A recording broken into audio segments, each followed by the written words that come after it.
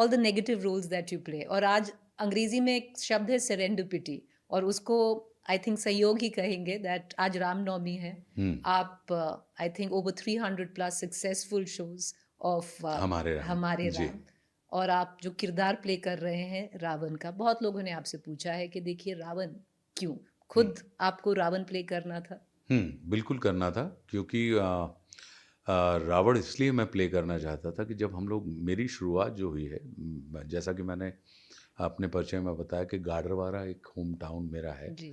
जो मध्य प्रदेश का बहुत छोटा-सा टाउन है। लेकिन वहाँ पर जो कल्चरल एक्टिविटीज़ होती थी, वो सांस्कृतिक तौर पे बड़ा संपन्न शहर है और बड़ा वैचारिक रूप से बड़ा संपन्न शहर है। तो वहाँ पे जो रामलीलाएँ होती थीं, तो रामलीलाओं में एक से एक अद्भुत और इतनी अद्भुत लिखी हुई रामलीला, मतलब जो स्क्रिप्ट उसकी थी, वो मतलब आज इस अवस्था में आके इतने सिनेमा और इतनी तमाम चीज़ें करने के बाद मैं ये कह सकता हूँ कि one of the best writing piece जिसको आप कहते हैं। तो उसमें जब रामलीला होती थी तो उसमें जो रावण का किरदार करते थे हमारे यहाँ पे उस समय तो वो यंग होते थे, उमा महाराज कहलाते थे वो। तो वो इतने अद्भुत उनका पर्सोना था, ऑरा था या जिस तरीके से वो अपने आप को प्रेज़ेंट करते थे, डिलीवर करते थे। तो एज़ एन एक्टर हम लोगों को उम्र के कारण बंदर भालुओं के किरदार मिलते थे या मौका लगा तो चलो अंगद का कैरेक्टर दे दो, वहाँ तक हमारी दौड़ होती थी।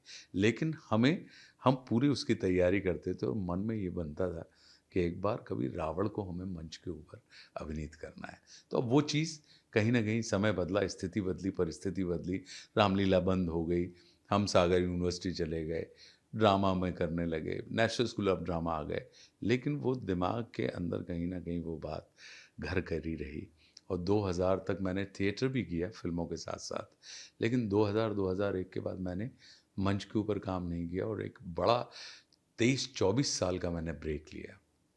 और मन में ये था कि रावण के किरदार को मंच के ऊपर हमें अभिनीत करना